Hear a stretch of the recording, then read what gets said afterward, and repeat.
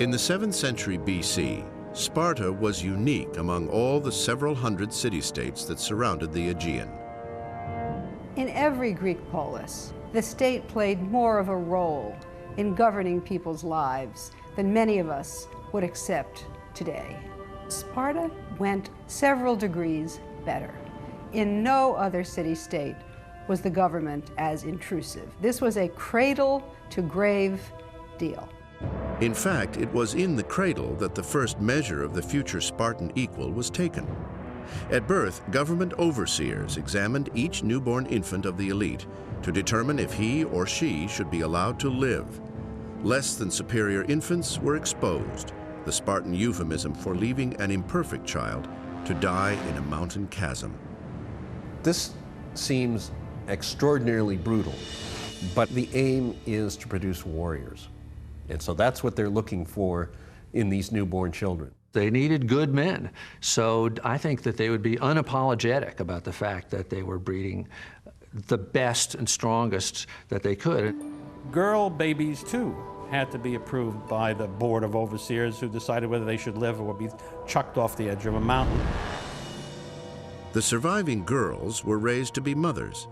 The boys were raised to become Spartan equals, warriors who controlled the government.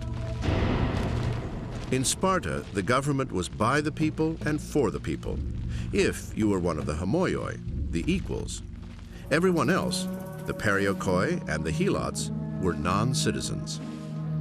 The Spartans were uniquely successful in devising a unique system, let's say peculiar to them, that lasted for very many years, in fact so long that Machiavelli and others took it as a model.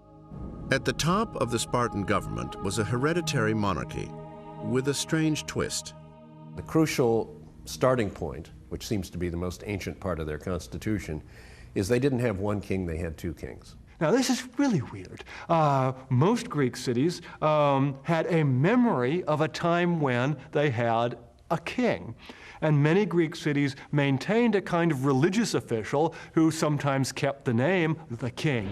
The Spartans, however, had two kings, and they had real authority in society. Certainly real authority to lead the armies, profound religious authority.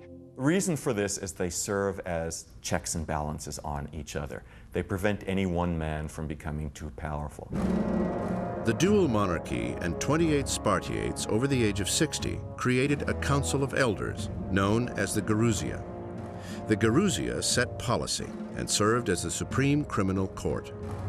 Sparta was in some way a gerontocratic society. Old people ruled, and there were certain positions open only to old people.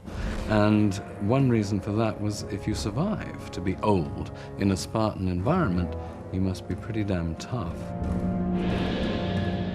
Below the Gerousia was the Assembly of Citizens, which was made up of all Spartan equals over the age of 30, and was the least powerful branch of the Spartan government.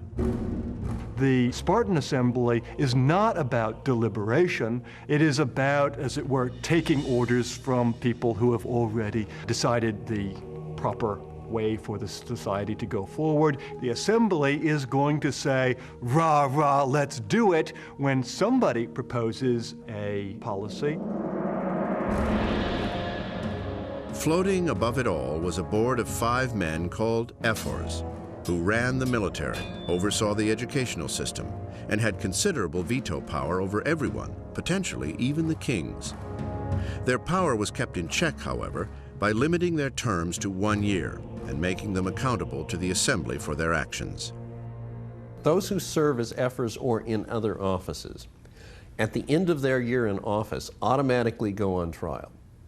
It's as if every president of the United States were impeached and put on trial at the end of his 4 years or 8 years in office and had to answer charges. The goal of the Constitution was really to avoid allowing anyone or even any single institutional place in the society to become all-powerful. And I think that seems to have worked pretty well. How could you get anything done with all of these people standing in the way? Well, the whole system was invented not to get anything done. Its purpose was not to change, to stop change. It did a terrific job of that.